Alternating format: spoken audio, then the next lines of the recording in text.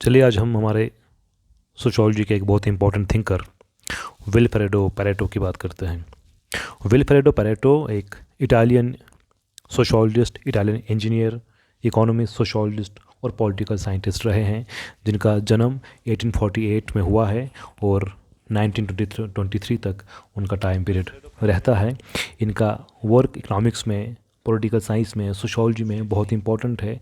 हम इनको पैरेटोज प्रिंसिपल के लिए जानते हैं, इनके सर्कुलेशन ऑफ एलिट्स के वर्क के लिए जानते हैं, और जो रेजिड्यूज़ और डेरिवेटिव्स की थ्योरी जो उन्होंने दी है, ये हमारे सिलेबस के इंपॉर्टेंट पार्ट्स हैं जो हमें कवर करने हैं, और ये इनके इंपॉर्टेंट कंट्रीब्यूशंस भी हैं। पैरेटो का प्रिंसिपल, हम पहले बात करते हैं पैरेटो का प्रिंसिपल, इसका क्या रेलिवेंस है। पैरेटो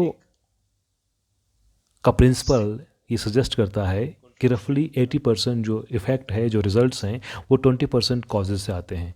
यानी आपकी लाइफ के जो 20% जो आपके एफर्ट्स हैं, वो 80% रिजल्ट्स जो हैं वो ले आते हैं। It can be anything, it can be your studies. आप 20% टाइम अगर अपना डिवोट करते हो स्टडीज़ पे, तो 80% आपका रिज़ल्ट जो है वो कंट्रोल में रहता है। आप अपने लाइफ के बाकी एस्पेक्ट्स को देखें, आप अपना जो कपड़ा पहनते हैं वो भी ऐसा हो सकता है कि 20% ही आपके कलेक्शन में ऐसा ड्रेसेस होंगे जिनको आप 80% टाइम यूज़ करते हैं, या फिर आपके बाकी रिसोर्सेज, बाकी काम, बाकी चीज़ें, ये 20% ही है जिसको आप अगर मैनेज करते हो तो 80% जो आपकी लाइफ है वो कंट्रोल में रहती है। 80% लाइफ आपकी चैनलाइज हो जाती है, वो सही हो जाती है। इसको हम पैरेटो प्रिंसिपल के नाम से जानते हैं, जिसका जिसका एप्लीकेशन बिजनेस में, इकोनॉमिक्स में, सॉफ्टवेयर डेवलपमेंट में, टाइम मैनेजमेंट में बहुत ज़्यादा देखा जाता है। इनके बाकी वर्क्स में, जैसे course of political economy, the mind and society, ये सब वर्क्स हैं बहुत इंपॉर्टेंट है, जहाँ से हम अपनी थ्योरीज़ को ड्राइव करते हैं। हमें जो इनका अभी इस वीडियो में जिसकी हम बात करेंगे, वो हम बात करेंगे इनका जो वर्क है, that is theory of logical and non logical actions. Theory of logical and non logical action एक बहुत ही इंपॉर्टेंट कंट्रीब्यूशन है पैरेटो का सोशियोलॉजी के लिए, जहाँ पे ये सोशल और साइकोलॉजिकल एस्पेक्ट्स को टच करते हैं। His insights into the dynamics of logical and non-logical actions have had a lasting impact on sociology, economics and political science. Pareto का जो ये कॉन्सेप्ट है लॉजिकल और नॉन लॉजिकल एक्शन का, ये सोसाइटी के इनर फोर्सेस से रिलेटेड है। उन्होंने एक डिस्टिंक्शन ड्राइव करी है लॉजिकल और नॉन लॉजिकल एक्शंस में। हम समझते हैं पहले कि लॉजिकल एक्शन क्या होती है। लॉजिकल एक्शन का मतलब है action which are guided by reason and rationality, जिसको रीज़न और रेशनलिटी जो है वो डायरेक्ट करती है। जो एक the actions which use appropriate means to end and which logically link means with ends। ऐसी एक्शंस जो अप्रोप्रिएट मीन्स का यूज़ करते हैं एंड को अचीव करने के लिए, गोल को अचीव करने के लिए, और जहाँ पे मीन्स और जो एंड हैं वो प्रॉपरली कनेक्टेड हैं।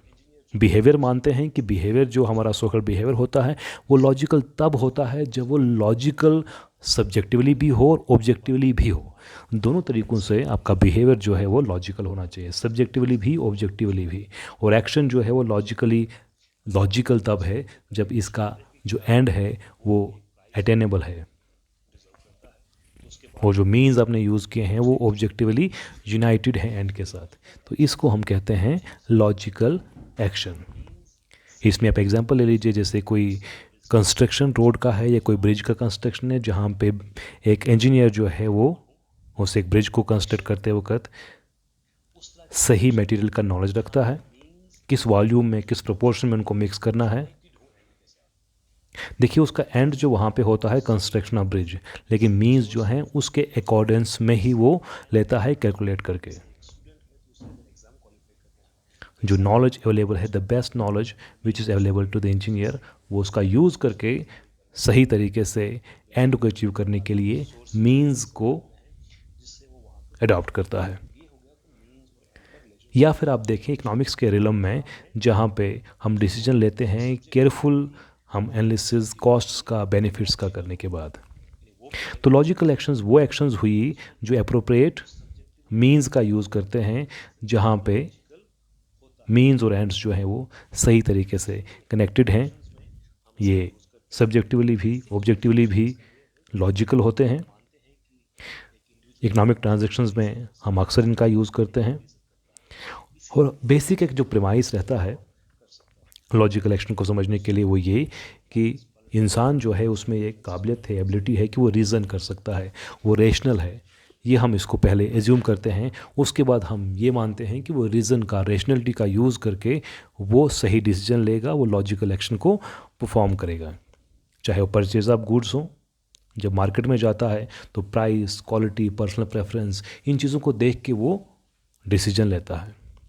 और इकोनॉमिक्स में हम डिसीजन उस तरीके से लेते हैं किस तरीके से हम यूटिलिटी को मैक्सिमाइज़ कर पाएँ, तो वो लॉजिकल एक्शन देखा जाता है। तो रेशनल डिसीजन मेकिंग इसमें एक पहली चीज़ रहती है जिसको हम देखते हैं कि एक एक्टर जो है वो लॉजिकल एक्शन परफॉर्म करते वक्त रेशनल डिसीजन लेता है, कैलकुलेटिव रीजनिंग करता है, अपने प्रेफरेंसेस और गोल्स का एक बड़ा इंपॉर्टेंट रोल रहता है। पैरेटो मानते हैं कि सोसाइटी एक इक्विलिब्रियम का स्टेट होता है और हर एक सोसाइटी में फोर्सेस हैं जो इंटरनल हैं, एक्सटर्नल हैं, जो उस स्ट्रक्चर को मेंटेन करते हैं। लेकिन दोनों फोर्सेस जो इंटरनल और एक्सटर्नल जो हैं वो अलग तरीके से काम करते हैं। जो इनर फोर्सेस हैं वो उसको रिस्टोर करने के लिए उसे फोर्स करते हैं, लेकिन आउटवर्ड फोर्सेस जो होती हैं उसे चेंज की तरफ जो है वो चेंज का अटैम्प्ट करते हैं, चेंज लाने की कोशिश करते हैं उस सिस्टम में।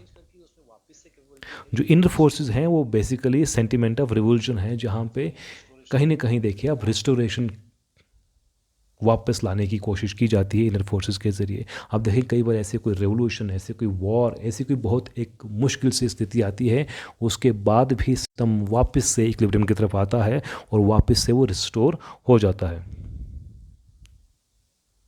तो लॉजिकल एक्शन जो है वो ड्राइव होती है इंडिविजुअल के pursuit for maximum satisfaction for their preferences and desires. और दूसरे लफ्ज़ों में हम कह सकते हैं कि people they engage in logical action when they weigh the costs and benefits of different courses of action and choose the one that maximizes their utility। ये है लॉजिकल एक्शन की बात। अब बात करते हैं नॉन लॉजिकल एक्शन की। बिल्कुल इसके उल्टा, लॉजिकल एक्शन के बिल्कुल उल्टा जो एक दूसरी एक्शन है उसे कहते हैं नॉन लॉजिकल एक्शन। और पैरेटो पहली बार ये इस एक चीज़ को रिकग्नाइज कर रहे हैं कि नॉन लॉजिकल एक्शंस का एग्जिस्टेंस रहता है,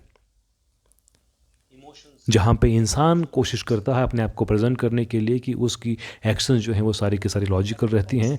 लेकिन पैरेटो इस चीज़ को, एक सोशोलॉजिस्ट इस चीज़ को मानते हैं कि there is the existence of non logical action. ये एक्शन जो इमोशन से, इंस्टिंक्ट से, इरेशनल फैक्टर से ड्राइव होती हैं, जो स्पॉन्टेनियस होती हैं, इम्पल्सिव होती हैं, जो साइकोलॉजिकल और सोशल फैक्टर से ड्राइव होती हैं। ये एक्शंस कोई मीन्स और एंड्स को कंसिडरेशन में नहीं लेती हैं। ये सिर्फ किसी के इंस्टिंक्ट से, किसी के इमोशन से, किसी के फियर से, किसी के इनसिक्योरिटी से, किसी के इरेशनल फैक्टर से ये एक्शन जो है परफॉर्म किया जाता है। तो सारी के सारी वो एक्शंस जो लॉजिकल नहीं होती हैं उन्हें हम नॉन लॉजिकल एक्शंस कहते हैं। लेकिन ध्यान रहे ये लॉजिकल जो नॉन लॉजिकल एक्शंस हैं ये इलॉजिकल नहीं होती हैं। इलॉजिकल कहने का मतलब होता है कि वो इनकी इम्पोर्टेंस को कम नहीं कर रहा है, इन एक्शंस की इम्पोर्टेंस को कम नहीं कर रहा है, इनको इलॉजिकल कह के। नॉन लॉजिकल एक्शन ही says are the very basis of the life of the society. They were the chief springs of appropriation and of conflict। क्यों होते हैं झगड़े दुनिया में, क्यों लड़ाइयाँ होती हैं, क्यों फसाद होते हैं, क्यों लोग परेशान होते हैं, क्यों लोग फ्रस्ट्रेट होते हैं, ये सब जो कारण है कहीं लॉजिकल नहीं होते हैं। इन सब के पीछे कहीं इंस्टिंक्ट, कहीं इमोशन, कहीं फियर, कहीं इनसिक्योरिटी, ये सब होते हैं। और समाज में बहुत सारा जो हमारा बिहेवियर है वो नॉन लॉजिकल ही होता है। एक बहुत कम पोर्शन है जहाँ आप मान लीजिए इकोनॉमिक्स की बात कर रहे हैं, इकोनॉमिक ट्रांजेक्शन्स की बात कर रहे हैं, मार्केट की बात कर रहे हैं, कंस्ट्रक्शन, ब्रिजेस, बाकी चीज़ें जो डेवलपमेंट की बातें करते हैं, वहाँ पर लॉजिकल एक्शन परफॉर्म की जाती है। लेकिन सोसाइटी जो अपने आप में है, society is composed of the majority of non logical action. वहाँ पे अटैचमेंट, डिज़ायर ये रोल प्ले करते हैं, लव, हैट्रेड, इनसिक्योरिटी ये रोल प्ले करते हैं एक्शन को परफॉर्म करने के लिए। और इन एक्शन की कई बार कोई ओरिएंटेशन नहीं होती है, कोई एक डायरेक्शन नहीं होती है, ये कई बार वेग हैं, डिफ्यूज़ हैं, अनअटेनेबल हैं। और जो प्रिंसिपल है सोशियोलॉजी का जो पैरेटो ने स्टेट किया है वो इन दोनों के सेपरेशन पे है,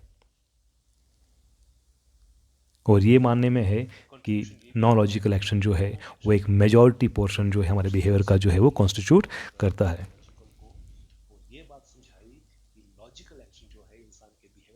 तो लॉजिकल एक्शंस वो हुई जो कहाँ से रीजनिंग से मोटिवेट होती हैं, लेकिन नॉन लॉजिकल वो जो रीजनिंग से, रैशनैलिटी से मोटिवेटेड नहीं होती हैं, और ग्रेटर पार्ट हमारे बिहेवियर का नॉन लॉजिकल होता है। लेकिन कोशिश ये रहती है कि नॉन लॉजिकल एक्शन को हम लॉजिकल दिखाएं, लॉजिकल साबित करें, दूसरों के लिए ही नहीं, अपने लिए भी। हम अपने आप को भी एक जस्टिफिकेशन देते हैं कि मैंने जो किया, मेरा जो बिहेवियर था वो लॉजिकल था, भले ही वो नॉन लॉजिकल हो, भले ही वो सेंटिमेंट से ड्राइव्ड हो, फियर से हो, इनसिक्योरिटी से हो, इमोशन से हो, जहाँ पे कोई रैशनैलिटी का यूज़ नहीं किया गया। Non logical action for example आप लीजिए कि कभी किसी से कोई झगड़ा हो गया, किसी इंसान का मूड ऑफ था, आपने कोई उससे नॉर्मल सी बात करी और उसने आगे से आपसे कोई गलत बात कर दी और झगड़ा हो गया और दोनों में खूब फाइट हो गई। और जो पहला इंसान था जो जिसका मूड ऑफ होगा वो भी नॉन लॉजिकल है, लेकिन दूसरा इंसान इस चीज़ को बगैर समझे कि वो इंसान गुस्से में क्यों था, उसने उस रेशनलिटी का यूज़ ना करे बगैर कि वहाँ पे मीन्स एंड्स का रिलेशनशिप क्या था, उसने भी उसका रिएक्ट किया, स्पॉन्टेनिटी दिखाई और उस एक कॉन्फ्लिक्ट में इन्वॉल्व हो गया। और जो दूसरा इंसान है वो कंटिन्यूसली अपने आप को ये समझाएगा कि मेरा एक्शन सही था, लॉजिकल था, क्योंकि ऐसा किया गया था, और इस बात को वो कभी भी एक्सेप्ट नहीं करेगा कि ये उसका एक्शन जो है वो नॉन लॉजिकल था।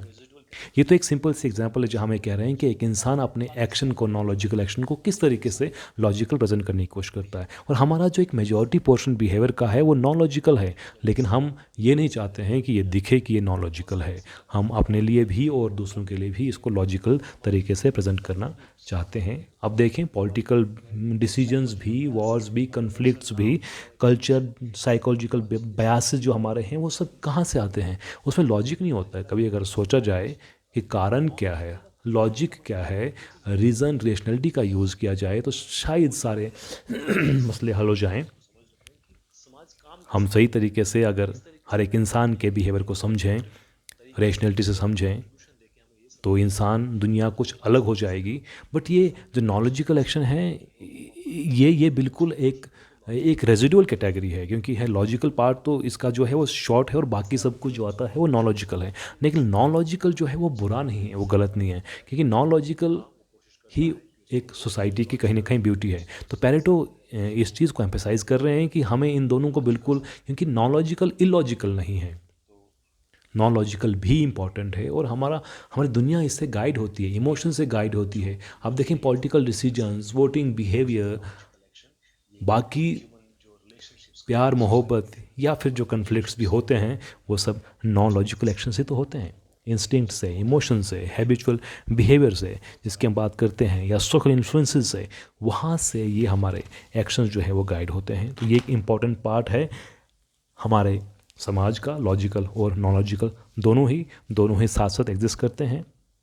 रैशनैलिटी भी एग्जिस्ट करती है, या फिर रैशनैलिटी के बगैर भी काम चलता है, कहीं पे लॉजिकल एक्शन, कहीं पे नॉन लॉजिकल एक्शन। सो पैरेटो जो है वो एनकरेज करते हैं कि हमें एक होलिस्टिक पर्सपेक्टिव का यूज़ करना है ह्यूमन बिहेवियर को स्टडी करने के लिए, जहाँ पे हमें एक उसकी जो एक डायनेमिक नेचर है डिसीजन मेकिंग का, इंसान का, उसको हमें समझना है। तो ही ये जो दोनों चीज़ें हैं, लॉजिकल और नॉन लॉजिकल, यही हैं जो समाज को इस तरह का बनाते हैं। Social phenomena such as the distribution of wealth and power may be influenced by a combination of individual choices and non-logical actions. तो इससे थ्योरी ऑफ लॉजिकल और नॉन लॉजिकल एक्शन से हम समाज को, सोसाइटी को एक अलग नज़रिए से, अलग तरीके से समझने की काबिलियत जो है वो हासिल करते हैं, और जानते हैं कि किस तरीके से सोसाइटी का मैकेनिज़्म काम करता है, जो सोशियोलॉजी का एक बेसिक पर्पस है, जो सोशियोलॉजी में हम यही चाहते हैं कि हम समाज की, सोसाइटी की एक साइंटिफिक स्टडी करें और इसके जो एक स्ट्रक्चर है, जो इसका ताना बाना है, वो किस तरीके से काम करता है, हम उसको बेहतर से समझ पाएँ, एनालाइज कर सकें। Thank you.